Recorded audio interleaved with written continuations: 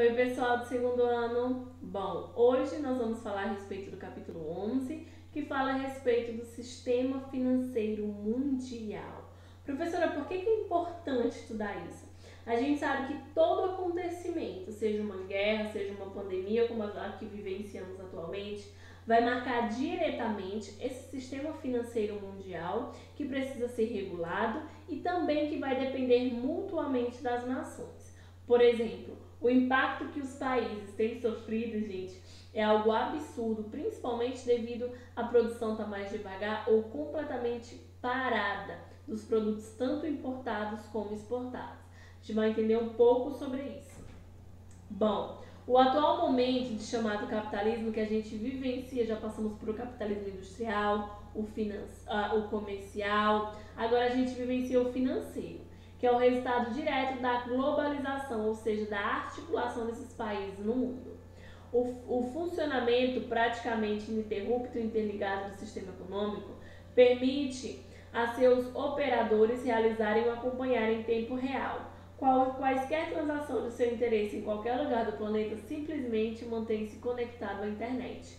Isso confere vantagens expressivas àquelas que se capacitam em identificar os investimentos mais lucrativos disponíveis nos diversos mercados existentes. Pessoal, principalmente vai falar a respeito de investimento. Quando eu falo de capitalismo financeiro, nem sempre vamos falar da moeda regional ou da moeda local. Falar principalmente dessa moeda volátil, que é voltada para as ações, para títulos financeiros, enfim. No século XIX, ela representou uma época de grandes transformações no espaço geográfico, chamada de onde emergia a segunda revolução industrial, e caía o capitalismo mercantil. E surgia a proposta de um livre comércio, agora não mais o Estado intervindo na economia, mas agora o comércio ele é livre e pode transitar os produtos de uma nação para outra.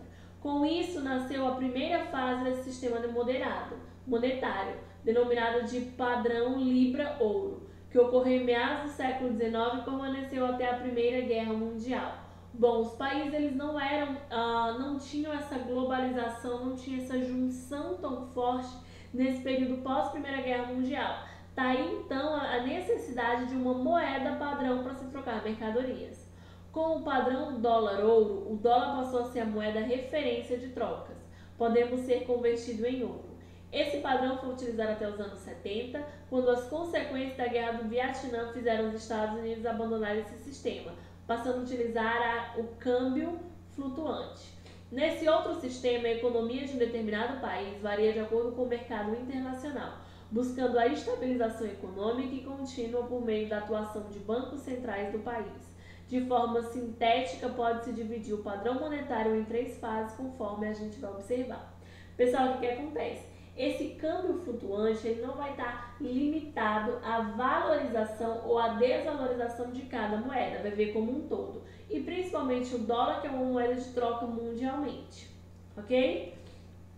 Bom, a partir disso, o mundo ele começa a se organizar financeiramente através do século XX. O importante passo na busca da melhor padronização das finanças foi em 1944, quando um grupo formado por 44 dos mais importantes países capitalistas do mundo, liderado pelos aliados, combatia um eixo formado pela Alemanha, Itália e Japão no contexto da Segunda Guerra Mundial. Reuniu-se na cidade de Bretton Woods, nos Estados Unidos. Pessoal, após a Segunda Guerra Mundial, era necessário o crescimento e a regulação, principalmente das nações mais abaladas. Então, essa conferência, esse acordo de Bretton Woods, ele ajustou principalmente quais seriam as normas, as leis e as diretrizes agora do comércio. Uma das medidas tomadas para essa conferência, com a criação do Fundo Monetário Nacional, que é o FMI, que conta com 188 países membros e foi criado com o intuito de dar uma segurança à economia mundial. O fundo oferece ajuda financeira a países em crise, evitando que a instabilidade se expanda e prejudique os negócios globais. Já o Banco Mundial surgiu com o Banco Internacional para a Reconstrução e Desenvolvimento, chamado de BID, e tinha inicialmente como principais objetivos financiar a reconstrução europeia após a devastação da Segunda Guerra. O que acontece? Essa conferência ela foi voltada principalmente para nortear agora essas bases comerciais. Esse banco, esse fundo, ele foi criado justamente para ajudar essas nações em crise. A gente sabe que após a Segunda Guerra Mundial, os Estados Unidos começou a ceder altos empréstimos com juros bem elevados para a Europa. Agora não precisa mais se sujeitar a um país. Essas nações agora tinham esse banco, esse fundo, para recorrer em períodos emergenciais. E a partir disso a gente tem as territorialidades do mercado financeiro. Bom, o chamado mercado financeiro ele é composto por redes materiais e imateriais, como bancos públicos e privados, instituições multilaterais globais de comércio, de crédito, enfim. Essas redes elas formam uma territorialidade particular na atualidade, o qual apresenta algumas formas estratégicas. Pessoal, cada vez mais o mundo ele busca por estratégias, por tecnologia, por crescimento. Então essas territorialidades é principalmente para fortalecer essas nações menores, fortalecer nações em crise e também traçar estratégias para o amplo desenvolvimento econômico dessas nações. Bom, sobre a questão das bolsas de valores, nesse mapa a gente vai ver as principais bolsas de valores do mundo. A gente tem de São Paulo, Nova York, Toronto, Londres, Madrid, Zurique, Frankfurt, Moscou, Xangai, enfim. Mas essas bolsas de valores são os locais em que ocorrem as principais movimentações do mercado financeiro global, especialmente pela comercialização de papéis que simbolizam valores monetários. Algumas das modalidades são as chamadas ações, que são papéis que representam pequenas cotas de empresas de capital aberto, conferindo aos seus detentores, ou seja, seus acionistas, a condição dos proprietários de frações de empresa. Assim, a valorização ou desvalorização do empreendimento poderá trazer lucros ou prejuízos aos seus investidores. O que acontece? Essas bolsas de valores, essas ações que são compradas, esses acionistas, aqueles que possuem dinheiro nessa bolsa, o que acontece? Algumas empresas elas fragmentaram uma porção, uma parte dessas empresas e começaram a colocar no mercado mundial. Ou seja, você pode ter uma ação de determinada empresa, você pagou por isso e logo você vai ter lucros e rendimentos baseados na porcentagem, no tamanho da sua ação, ok? Bom, a partir disso a gente vai ver a questão da especulação financeira e da economia virtual. Historicamente, o capitalismo ele se expandiu pela realização de investimentos na chamada economia produtiva, né? Que envolve o trabalho humano e o uso de máquinas.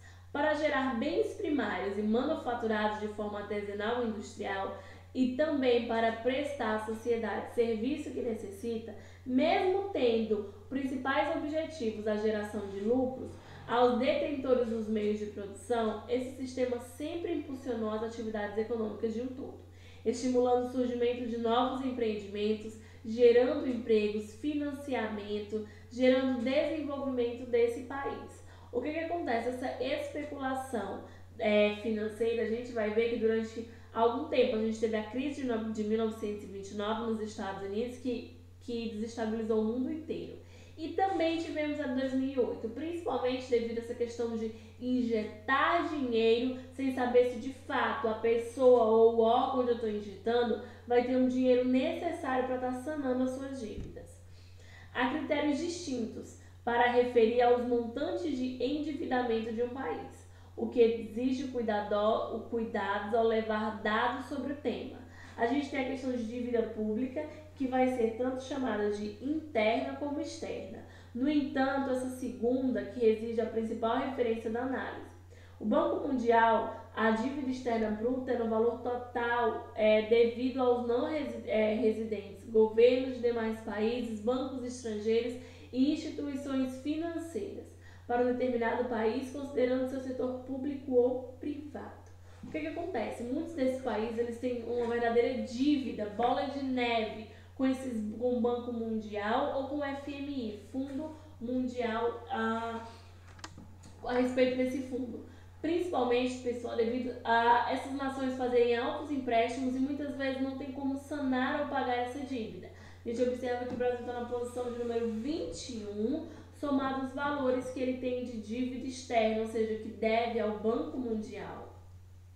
Bom, desde a criação da FMI e do Banco Mundial, essa conferência de Bretton Woods, muitos países, especialmente os desenvolvidos, eles recorreram a empréstimos para promover o seu crescimento econômico.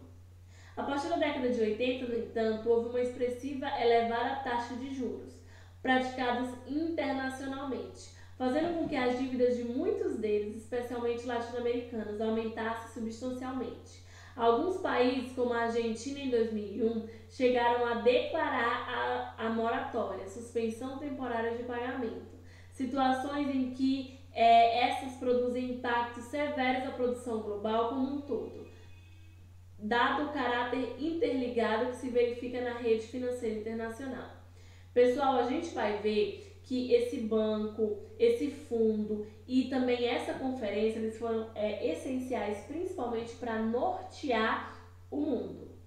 Principalmente para dar um crescimento, uma alusão, uma estabilidade econômica, principalmente comercial. Coisa que anteriormente o mundo não tinha devido a ele ter sido abalado por essas guerras.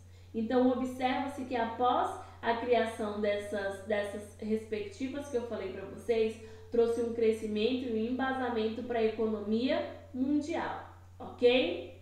Queridos, nós ficamos por aqui. Até a próxima aula. Qualquer dúvida, estou à disposição de vocês.